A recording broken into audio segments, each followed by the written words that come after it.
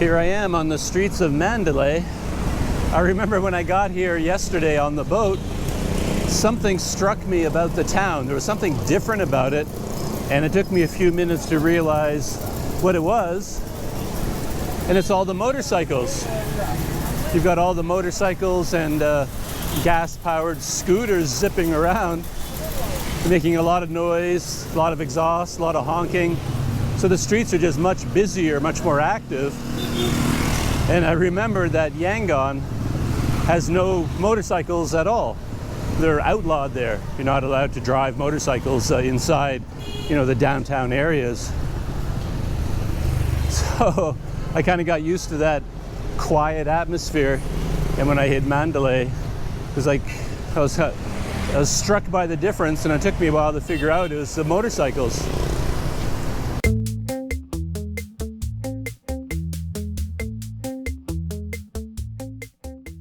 I'm heading down to the ferry dock to see if I can catch the public ferry to Mingun. Well, it's actually a tourist ferry, but as far as I understand it, it's a scheduled ferry that leaves every morning at 9 a.m. It costs about 5,000 chats. It's like $2 or $3 US. And they take you up to Mingun, drop you off. And I think they wait for you. And after 2 hours, they come back again. So it's a nice little morning trip, I think. But if I've learned anything in my life, I've learned that you can't really trust anything you think you know. So maybe the ferry has already left, may leave at a different time, or it may not exist at all. We'll find out. And one thing I noticed when I was doing my research was that to take this ferry, they ask to see your passport. So that's something to remember, to bring your passport with you. I'm not entirely sure I'm heading in the right direction. I wonder if I got all turned around. This isn't the main river, but going over a bridge. There's a river going through Mandalay. It looks like they've got a cleanup crew getting some of the garbage out of the river. Definitely needs it. There's a lot of garbage in there, and you can really smell it. That is a stinky river. Yeah, I think I'm heading in the right direction. I didn't even think about it when I left the hotel. I just started walking, trusting my internal compass.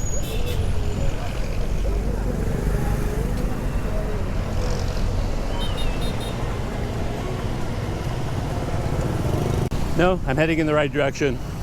I think I was confused, just because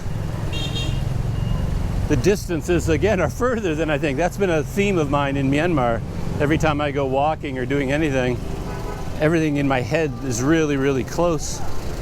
And then when I start walking, it ends up being further away than I realized. Yeah, it's really fascinating. Mandalay has a completely different atmosphere compared to Yangon. Much more chaotic, noisier. You gotta watch where you're walking. It's got that bustle that I associate with cities in Asia in general. Yangon was very quiet and composed for me. That's what surprised me when I got there. All right, I've reached the riverfront. Check this out. Again, like I said, it's much more of a typical Southeast Asian city for me. A lot busier. I like it.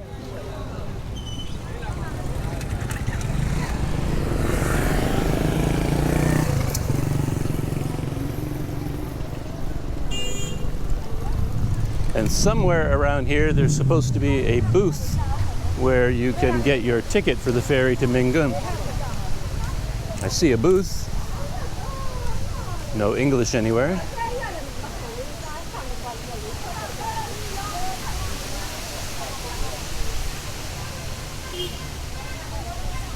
Hello. Hello. Where are you going?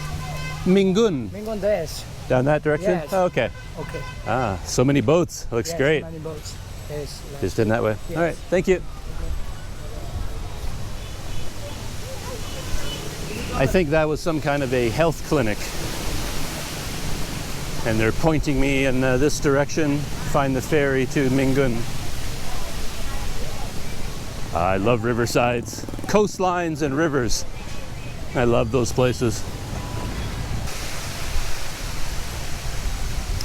I wonder if Yangon made a huge mistake by outlawing motorcycles, because motorbikes are such a big part of the economy, like for people starting up their own businesses, making deliveries, all that kind of thing. Everything is done by motorcycle here.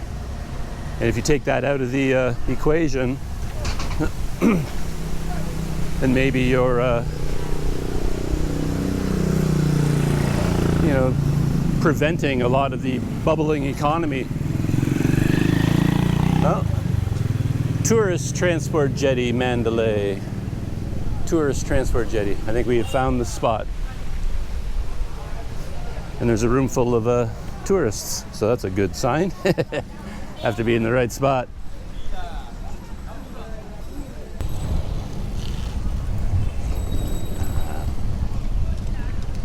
They call these jetties.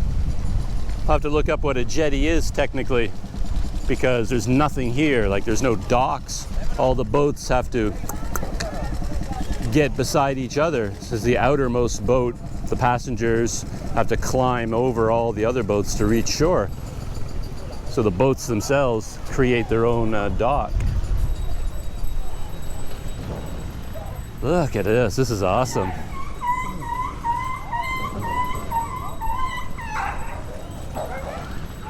Yikes. Check this out. 5 or 6 boats in a row. And they have a gangplank going to this boat, then another one to the next boat, to the next, to the next. I saw one review online of this trip saying that if you're elderly and a little unsteady on your feet, you might want to give these ferries a miss, because it takes some balance to get across the gangplanks onto these boats.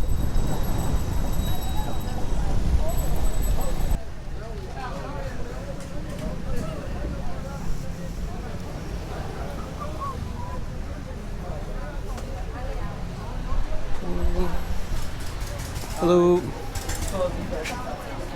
One.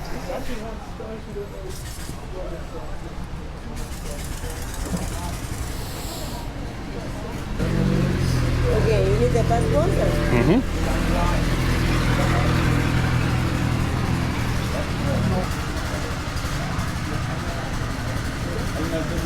Hotel name, sir? Pardon me? Hotel? Hotel name. Which Oh, hotel? I'm staying at the Boss, Hotel Boss. 402. Okay, 5,000, just 1,000. Also return ticket. Okay. Say what? Also return ticket. Okay, return as well. We will take you to the boat at 9 o'clock. Then we will come back straight at 12:30. Okay. Thank you.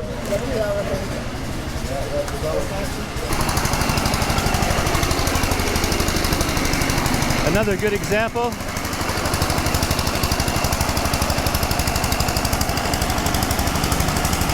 I like how the guy has to stand on the front of the engine to keep the weight down. Without him up there, he'd probably pop a wheelie. Got my ticket.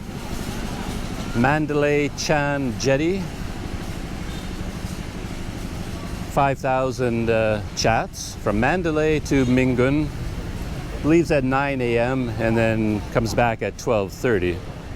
I think it takes like an hour to get there, so you have like 2.5 hours at this place. Probably don't even need that long.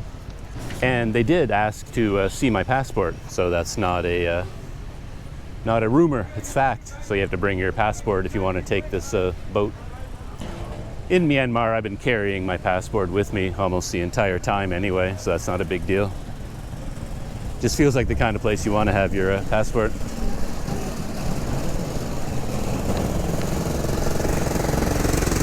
Another motorcycle transport, all of which would be illegal in Yangon.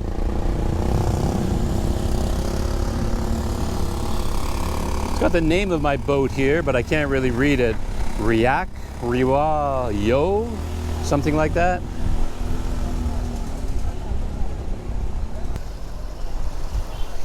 Yeah, this woman needs some balance. Whoa, to get up that thin gangplank. Well done. Even while balancing a load on her head.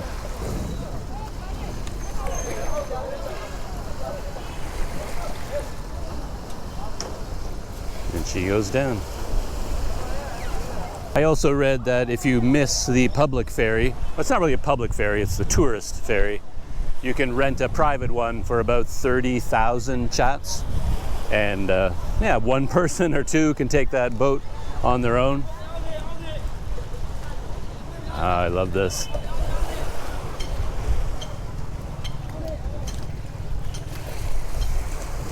Reminds me of all the activity in Dhaka down by the riverside.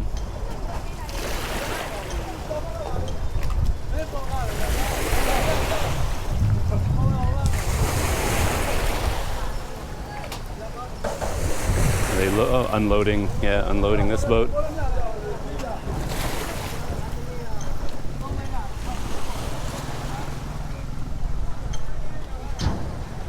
There's a passenger boat.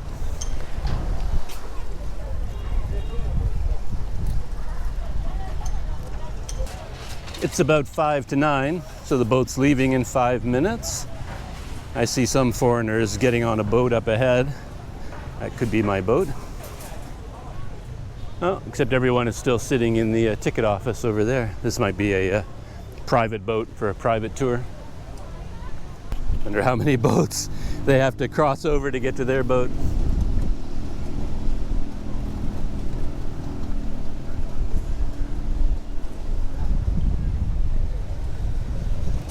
I imagine they have to get to the one at the farthest on the outer edge, because that's the only boat that can actually leave. So we do have a couple of elderly types getting across. Probably shouldn't say that because I'm probably the same age as those people. Yeah, can you imagine falling into the water though?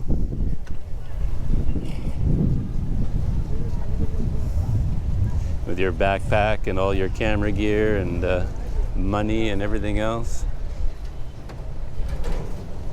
Wow, what a great riverfront. It's just so much going on. Okay, you don't talk too much, please. I think we are on our way. We're being summoned.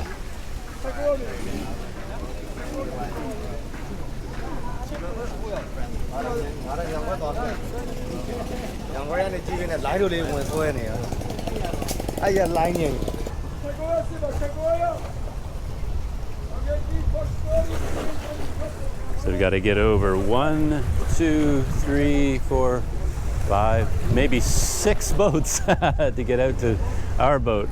That's crazy. And an intrepid cyclist there. He's just gonna pick up his bike. Hello, sir, friend, will you come back or not? Will you come back from there or not? Will you come back? Thank you. We got a human handrail.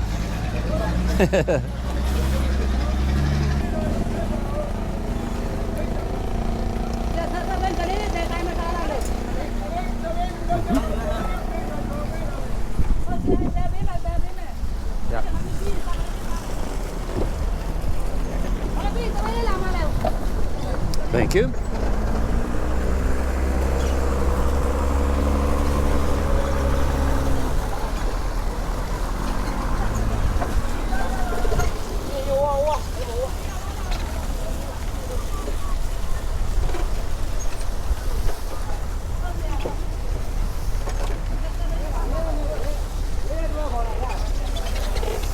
That was probably the most difficult one, to be honest. Short one, but challenging.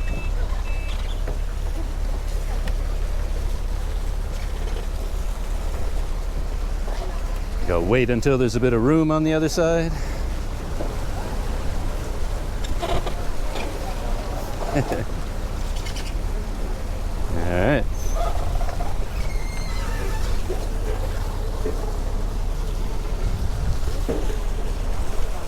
And there goes a private boat.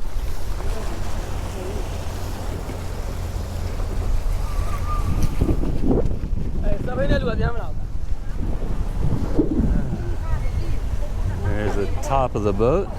Ah, look at that boat. It's great.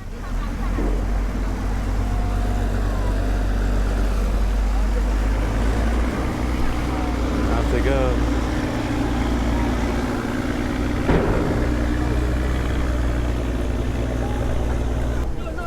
There's the inside of the boat.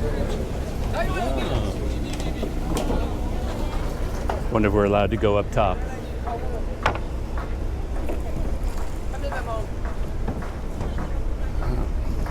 Pushing off.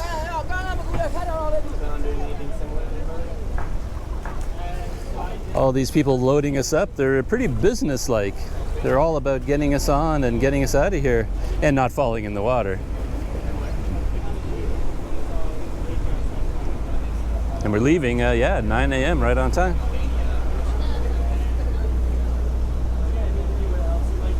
Can we go up here? No? Okay.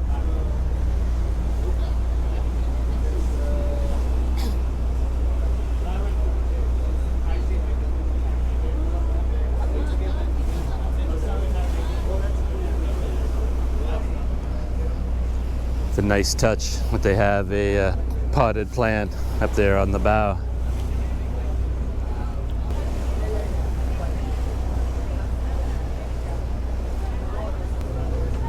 There's the captain driving the boat.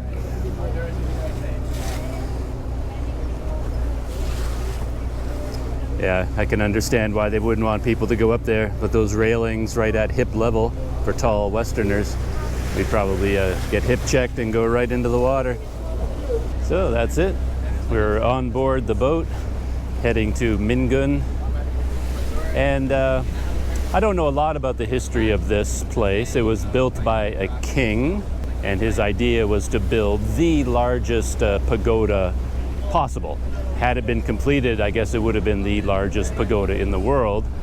And according to what I read, it was never completed because there was a prophecy made that when the pagoda was finished, the king would die. And when he heard that, I guess the king decided, nah, we're not going to finish this pagoda, and it was never completed. But he did complete a large bell, which, according to, again, what I read, is the largest ringing bell in the world, and perhaps the second largest overall, which makes me think there's a bell out there that's bigger, but it can't be rung. This one weighs in, I believe, at 90 tons. Could be 60 tons, but I think 90 tons is the number I remember. And the capital and the pagoda was all being built around 1790. So it's not really that old a place, 200 some odd years old.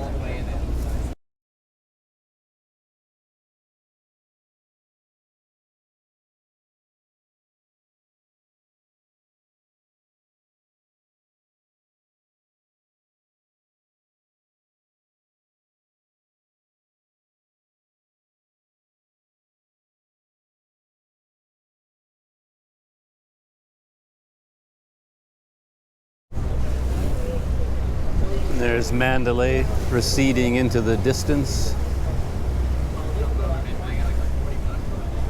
A very low city. I can see, other than the Ferris wheel, and there's one tall building there and a couple over there, and that's about it. We got a grouping of houses on stilts over here.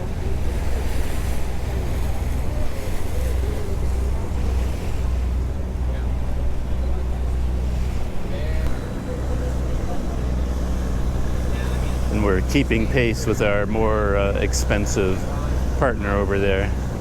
They've got some nice chairs up on the top.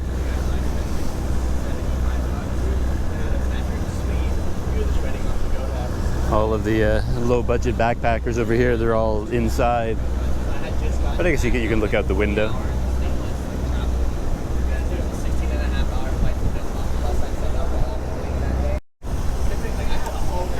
I'm getting my very first glimpse of Mingun. You can see it just out here. There's a white pagoda there, and to the left of it I can see a hulking brown brick structure, and that's clearly the unfinished pagoda of Mingun.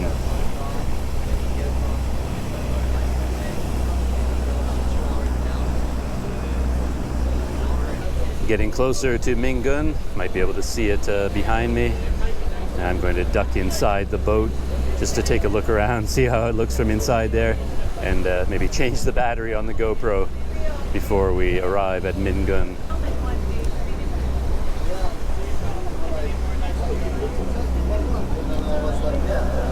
Technically, I was late tonight, but I leave tonight on the night bus. So I leave at 10 p.m. on the night bus. Like 4 a.m.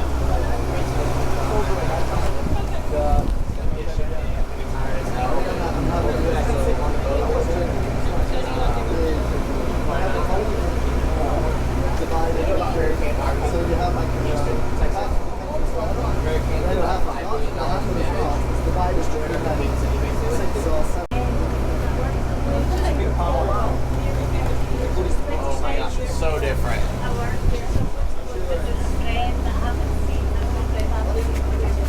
That's awesome. So new battery in the GoPro, new empty memory card. And we're getting closer to Mingun. Though, considering the amount of time that's passed, I thought we would have been closer. As I said, distances on water can be deceiving. So it's quite a bit further away than I thought it was. And we've pulled ahead of our private tour boat. And it started to rain a little bit out here. We're not too far ahead of them though. There they are right there. Looks like they've been defeated by the rain. Everybody's heading inside and then downstairs. So we've almost arrived at Mingun. It's kind of odd that the pagoda looks a bit smaller from here because it starts to dip down below the trees. From a distance, it actually looked bigger than it does now. On the boat, I was just chatting with a woman whose son from the UK has been living here for about a year. He was placed here through, an organization that sends UK young people around the world to do different jobs, and he was here teaching English for a year. It was the very first time that they had a placement in Mingun, so it was a challenging year for him, sounds like, because there's not a lot of preparation for him, and they weren't used to having a foreigner in their midst. I just remembered that one of the staff on the boat that I took from Bagan to Mandalay, he said that his hometown was Mingun. This is where he lives. I'm still standing out at the front of the boat. I might have to move out of the way as we're docking so they can toss ropes or whatever it is they do.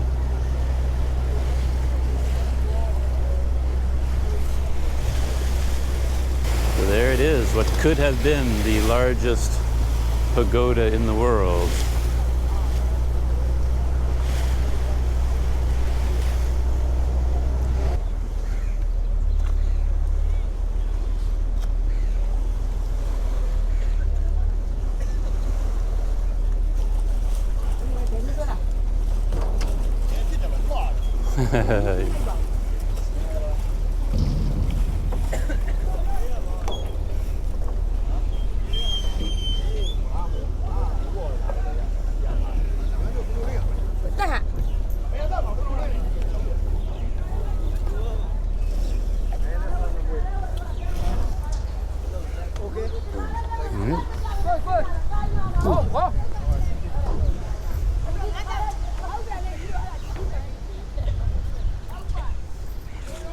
So we've arrived on the floating barge at Mingun.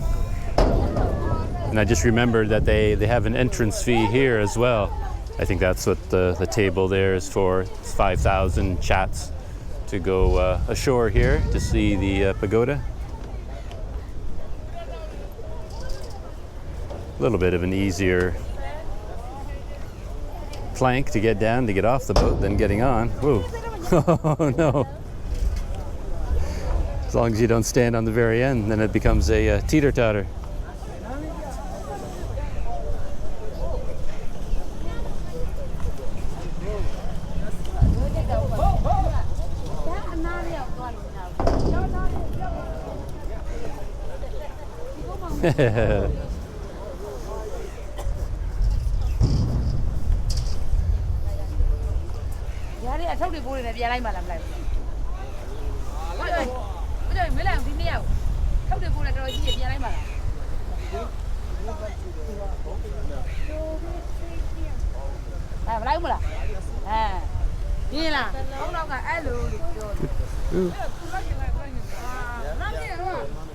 Yeah, I know. Honestly.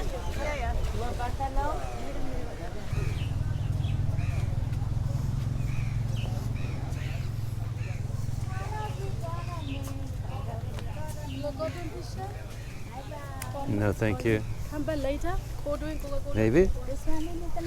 No, thank you. Okay. So this is what remains of the chinthe, the guardian lions. The main entrance for the guardian. Yeah, half lion, half Head dragon. is we cannot see in the head. Right. The somewhere is broke. It's from gone. earthquake. Yeah. This is only the body. Just the body, yeah. Only the back side is look like the elephant. Oh, okay. There's some people they want to say the elephant. No, that is lion. Lion. From two big lion in this. Right, right. So this is the eye of the chinthe, made of marble. I wonder how it ended up all the way here. Yeah. Yeah, the backside does look a little bit like an elephant, The back but of the tail is look like elephant. right. Interesting.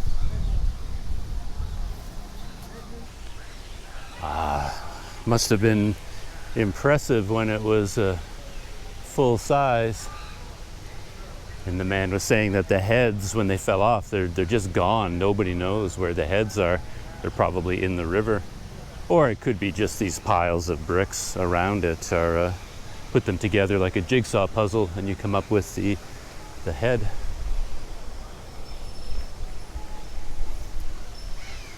Again, I feel bad because I'm not generally a person to buy souvenirs at these places, and everyone is trying to sell me little souvenirs or offer me guide services, and I feel bad when I always have to say no thank you.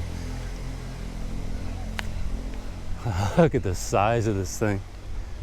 That's amazing.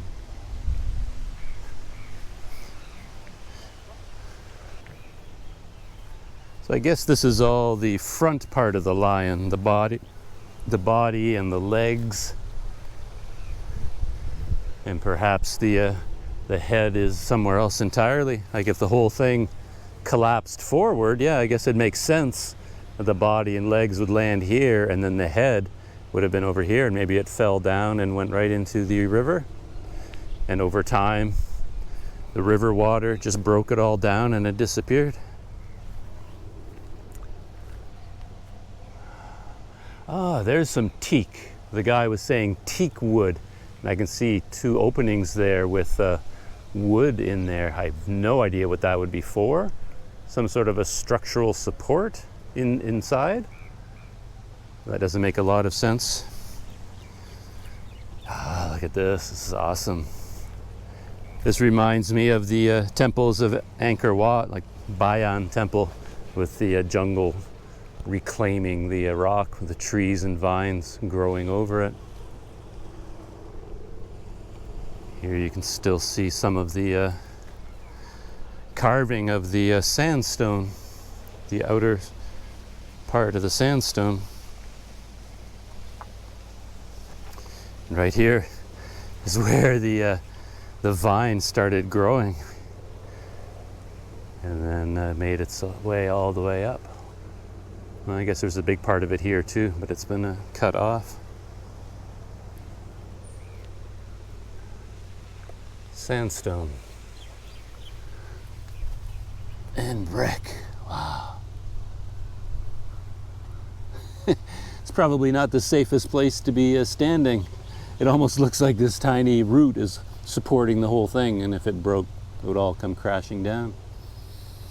So I thought we had to pay 5,000 chats at the dock, but we weren't funneled over there to pay, so I guess the payment point must be further up. From a distance, I didn't see any people climbing on this pagoda, so I doubt that we're allowed to walk up onto the pagoda. It'd be really nice if we could.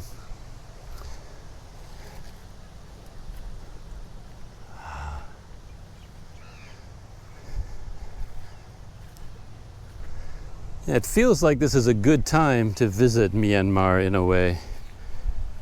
That the country has opened up quite a bit, which makes it easier for foreigners to visit. There are facilities and people speak English. You know, 20 or 30 years ago, it would have been much more original, you know, natural perhaps, without any tourism at all, but it would have been a lot more difficult. But right now it seems to be like a nice balance between being open for tourism and yet still being kind of rough and ready. Like even being able to walk around these lions like this is kind of interesting. If it was fully developed for tourism, it'd probably be all roped off and you wouldn't be allowed to come here. And then you get some nice natural touches, like here. Wherever there's a stone and an edge, you almost always find some human excrement because it's a convenient place for a latrine. Got to be careful to step over that.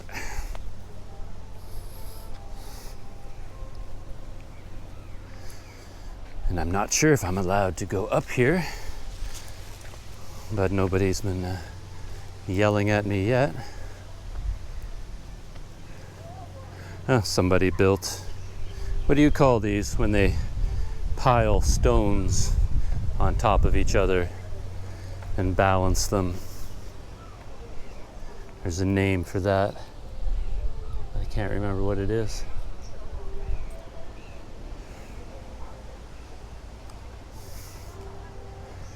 And there's the teak.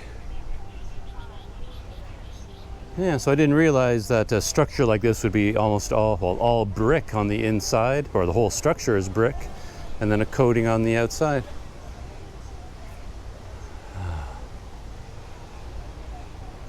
Still crumbling and falling apart down there. And these guardian chinthe always come in pairs, and there's the other one across there. I think I'm going to head over that way next to take a look at the buddy lion.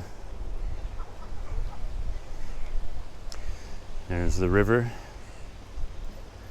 Well, somebody climbed on top of this one to pile those stones up there. So here is the second chinthe. It's also not looking like the safest place to spend a lot of time. I think these bricks could come down at any point.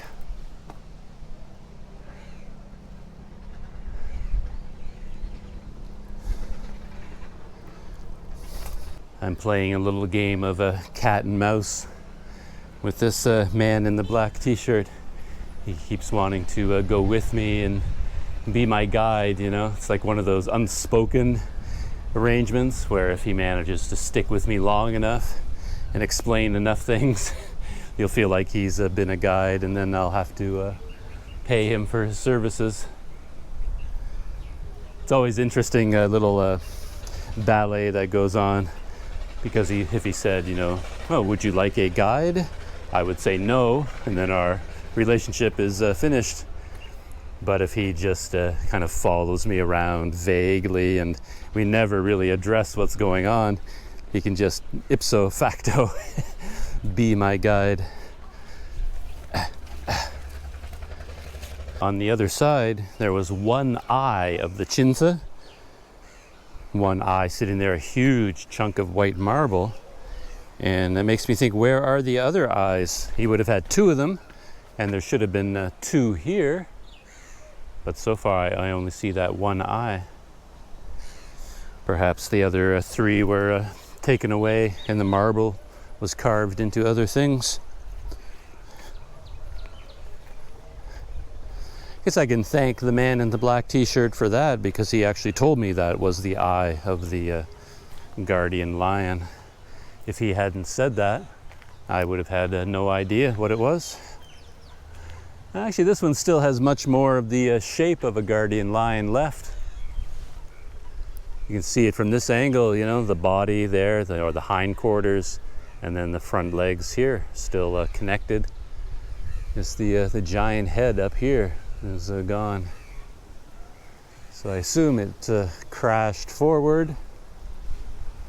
It's part of the neck here, I guess, and then it's quite likely that the head just kept rolling and disintegrated down here. So I wonder if I've waited by the lions long enough for the black t-shirt guide to lose interest in me. He could still be lurking out there somewhere.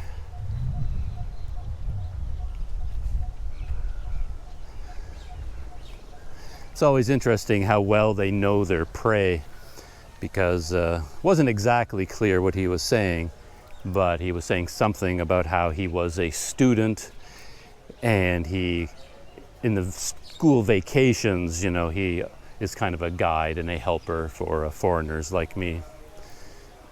And of course, whenever we hear things like student, we are much more inclined to, you know, pay for their services. We're helping a good cause. But judging from the age of this fellow, I'm fairly certain he's not a student anymore. That's just part of the part of his sales pitch. And there's the outer wall of the unfinished pagoda. A giant crack all the way going all the way down this side. So I imagine, yeah, nobody would be allowed to climb up there. I'm sure the whole structure is too unstable, it'd be too dangerous anyway to go up there. They're probably not even worried about people, you know, walking on it and wearing it out. It's more of a safety issue, I would think.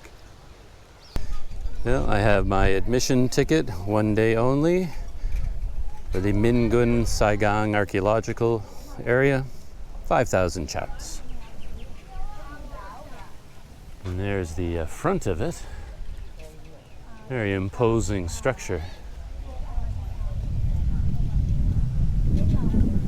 Yeah, as I've said a number of times when I was in Bagan, I've been surprised at these temples, at just how massive they look. You know, like just big square blocks. They have a very heavy, weighty feel to them. And maybe this one was just way too heavy for this kind of construction. You know, the brick construction they use. And maybe it just started to collapse in on itself. And it became pretty clear to them that they wouldn't be able to finish it. That's my guess anyway. I have to get an engineer here to figure that out. It's not just that one front section that's breaking off. Here on the side, you can see all kinds of huge sections breaking off. To be honest, it looks like it's a safety hazard all the way around, even to be in here in the interior. I can see these walls easily coming down at some point. I have to monitor the news in the future and see if this place ever crashes down. It does not look stable at all. And here's the pagoda from the back corner. And you can see the seam here on the corner is completely split open, and it's like the inside is like pouring out through the crack. Yeah, that whole section is just kind of slumped over and leaning against this wall. I think at some point, yeah, this whole thing is coming down. I hate to say it. Then again, it's been around for a couple hundred years already. Maybe it'll last for hundreds more.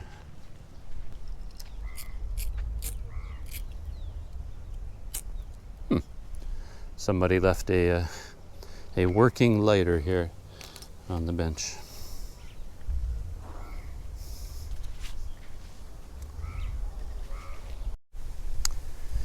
I saw this Korean fellow on the boat, chatted with him for a minute or two. He is working hard with that gimbal and smartphone combination. It's like he's doing a complete walk around the entire pagoda, shooting video, probably doing a time lapse. It's a view from the rear of the pagoda. Apparently, when it was completed, it was going to be 150 meters high. It's 490 feet. And I don't know how far they got. I don't know how high that is.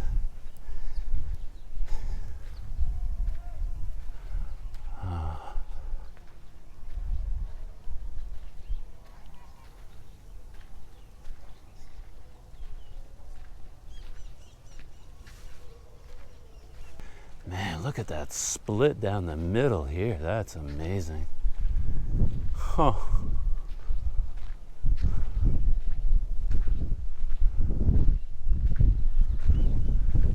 I can't resist this. I have to go take a look at this doorway.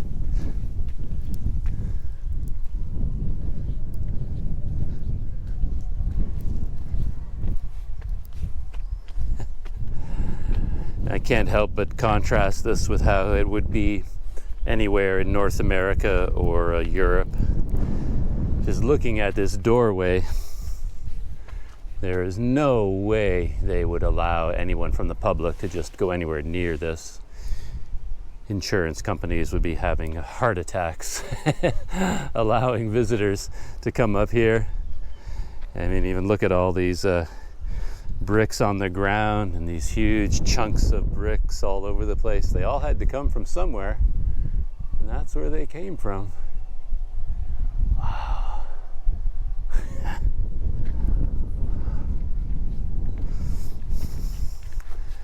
have to keep an eye above my head, make sure I don't get cracked in the skull by one of these. Oh.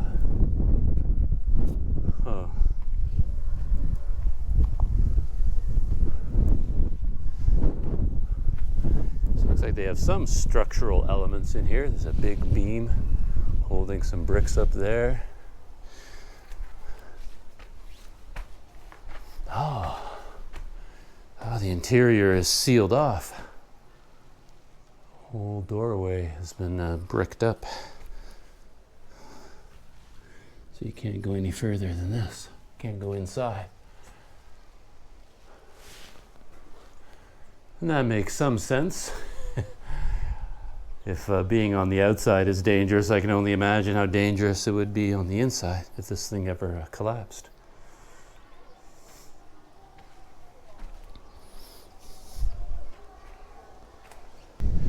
Another amazing angle on this place. Look at that corner. I don't know if it's coming across on the GoPro, but the whole top has just collapsed. It's coming down and pushing the walls outward, I imagine, with the force. Or maybe it's all collapsing inward, because you can see this whole wall is separated from that portion over there. Oh man. I was thinking earlier if this place had ever been used as a movie set, but now that I've got an up-close look at it, there's just no way any big movie production company would sign off on using this place, you know, just because of the risks involved. No insurance company would back this project, that's for sure. I still can't believe we're allowed to just sort of walk up to it. And I'm going to.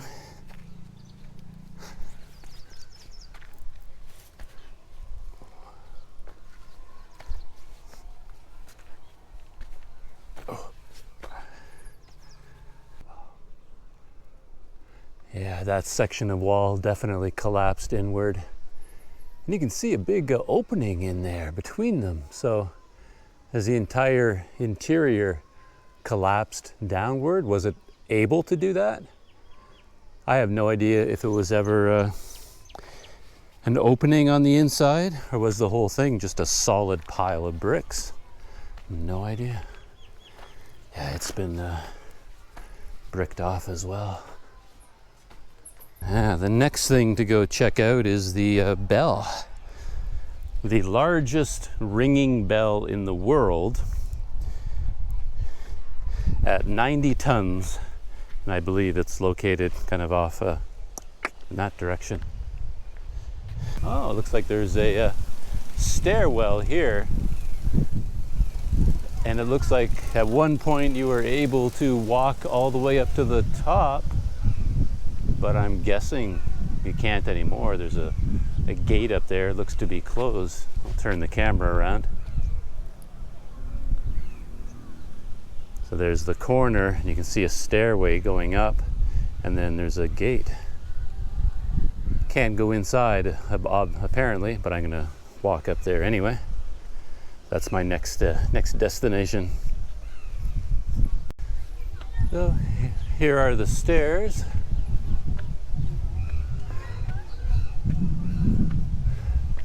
There's the front of the unfinished pagoda.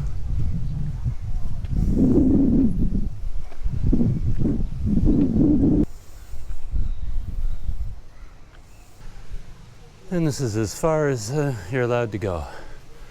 For your safety and monument, we are strongly requested not to enter any further than this point. Thank you for your kind cooperation.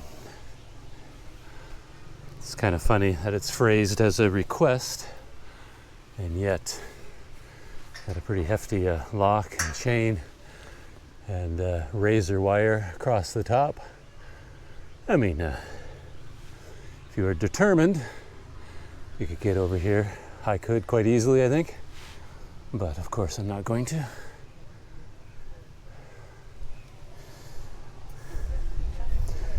At least from up here you get a nice view of the river, and I think the bell is down in that direction.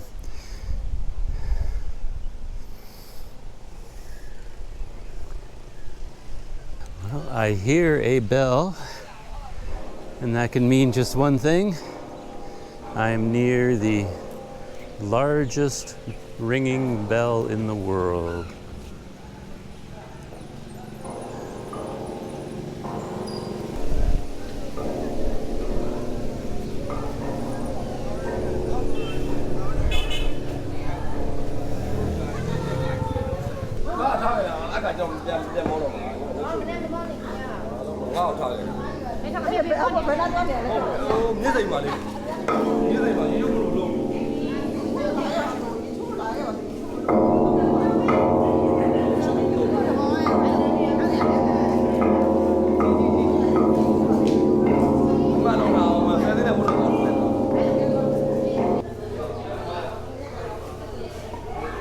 There's the bell.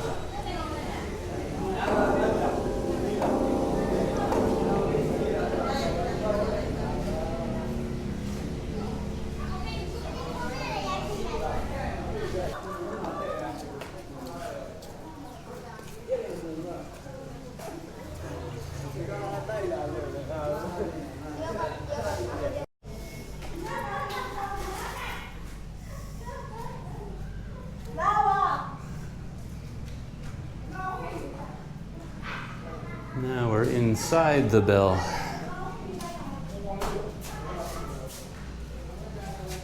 No, I thought it would be open much higher than that.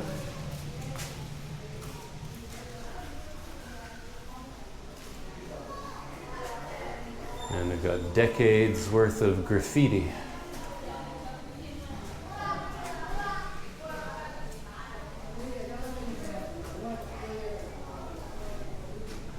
I'm fairly sure this sign says something like, "Please don't write on the inside of the bell."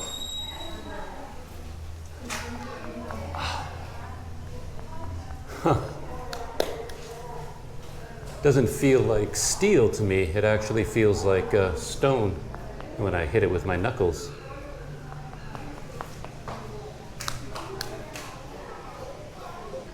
I wonder if it's possible to move it, get it rocking on its hinges, but I don't think so. It feels 90 tons worth of very solid steel. You're not moving this unless you get a lot of people in here.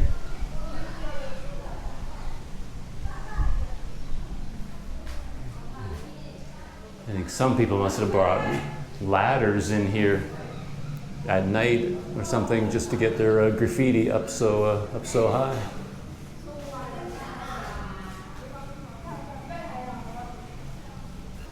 Everyone seems to be ringing the bell and no one minds, so I think I have to ring it 3 times to get my little bit of good luck.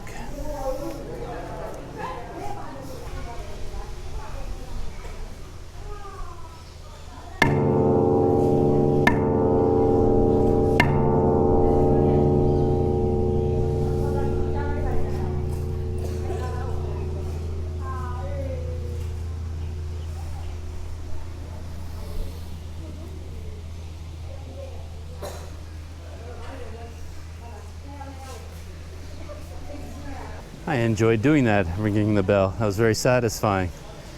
Gone into so many pagodas here, and I always loved the bells. But in the functioning pagodas, I didn't feel like it was my place as a tourist to hit the bell. So that's the first time I've done it in Myanmar. Yeah, it felt really satisfying. I like the sound. The beautiful tree over here in the corner.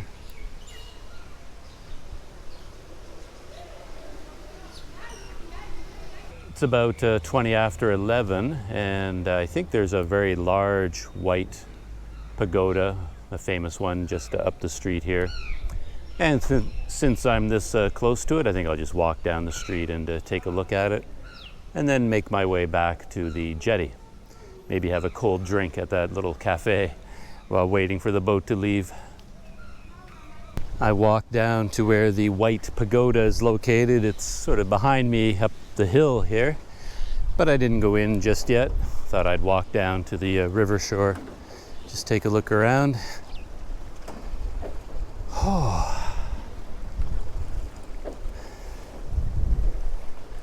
There's the river.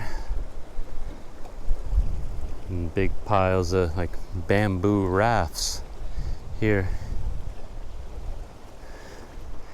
I guess they're tying them all up and then they'll drift them down the river to somewhere to sell them, probably down to Mandalay.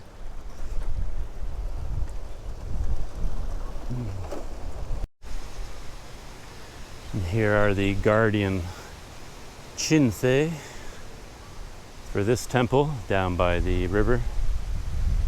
I guess boats would dock here, and people wanting to visit the pagoda pass by these lions and then walk up this road to the pagoda. And there's the entrance to the pagoda, Myatheindan Pagoda. And all the women, it's like a phalanx or a football team waiting.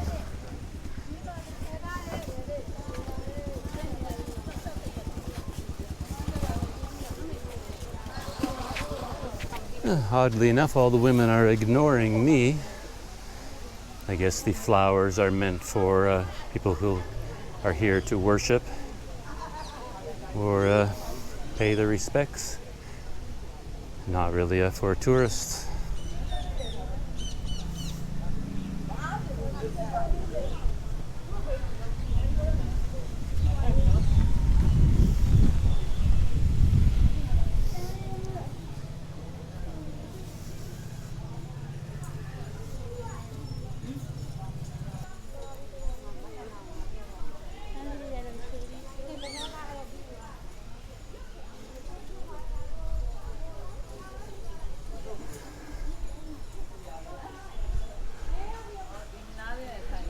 It's actually very, very distinct, and I almost skipped this pagoda.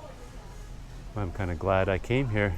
I like the ornate quality, because so many of the pagodas have not had that ornate quality. They've been, as I said before, It's kind of solid and square. And this one has a little bit of a finesse. I like these curvy areas around it. You can tell I'm an architectural genius when I call everything the curvy bits.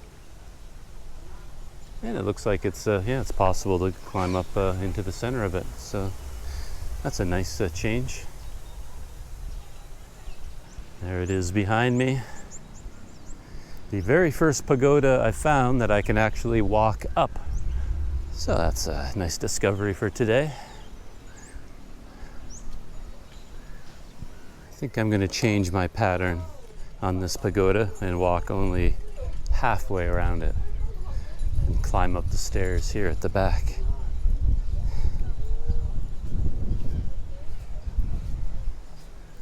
Oh, that's nice.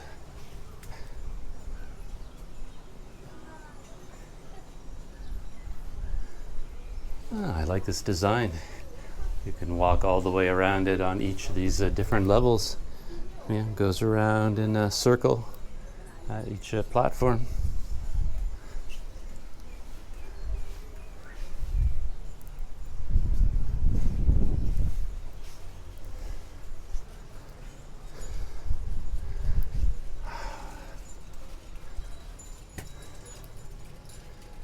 There's the stupa. The stairs that I came up.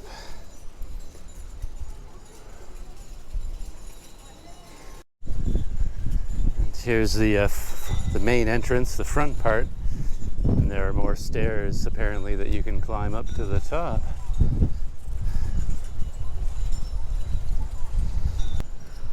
Oh, there's stairs on the inside, and then there's these stairs on the outside. Hey, Temple Pooch. Hello, Temple Poochie.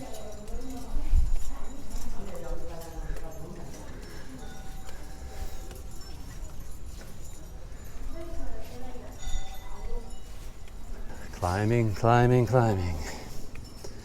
Got 45 minutes until the boat goes back. This is nice. Get a bit of height.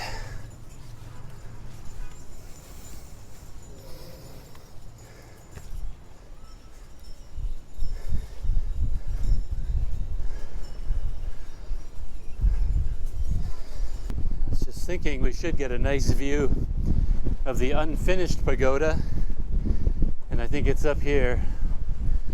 Just have to take a look through these crenellations. There it is. Such a nice view.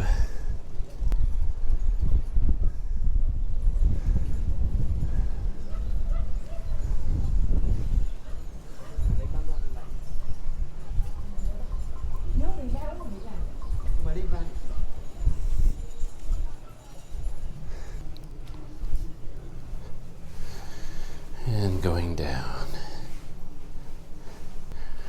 Somewhere down here is my temple pooch. Oh, might be two of them. Oh, there's my first one. And then we have another temple pooch over here. And someone's even given him 3 biscuits. Must be well fed, because he hasn't even eaten them.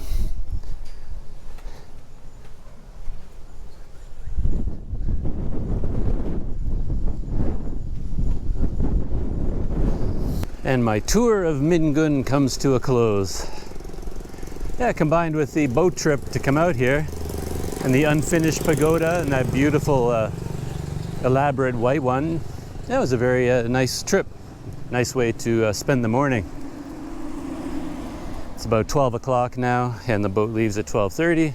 So I have 30 minutes to walk back to the boat, hang out there, trip back to the jetty, and a short walk to my hotel, and there you have it. Small adventure for Mandalay. I won't shut down the camera just yet because I have my boat ride back to the jetty ahead of me, and that ought to be fun.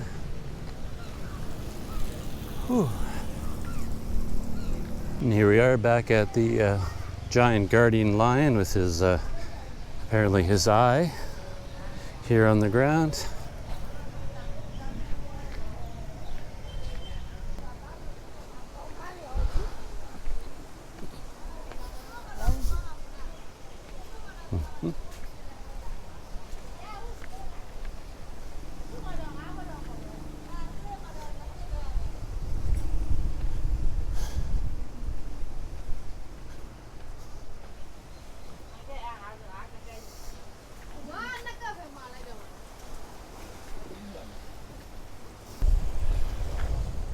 And here we are, back at the boat.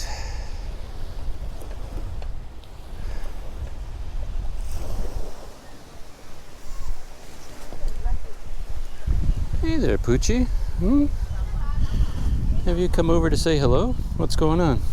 You come to say hi? Oh. Oh. It's okay. He's whining. I don't want to pet him too much because he seems to have a lot of sore skin. I think it might hurt him.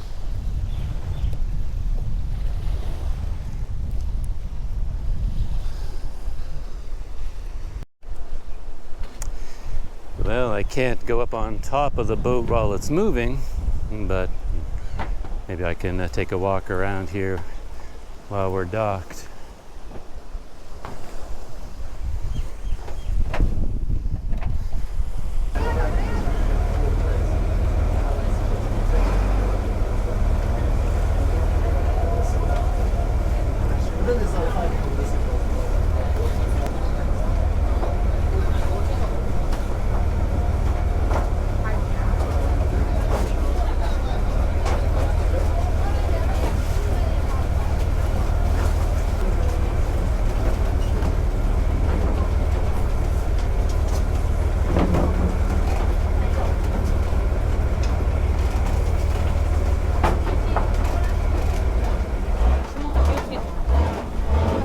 We arrived back at Mandalay an hour after we left.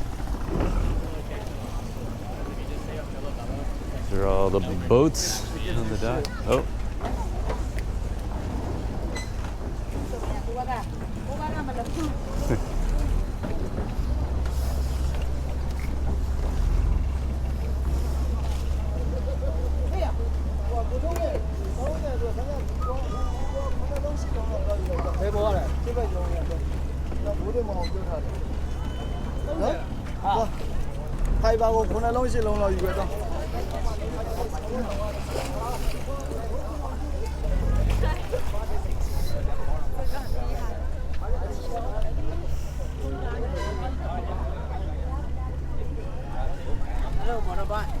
No, thank you.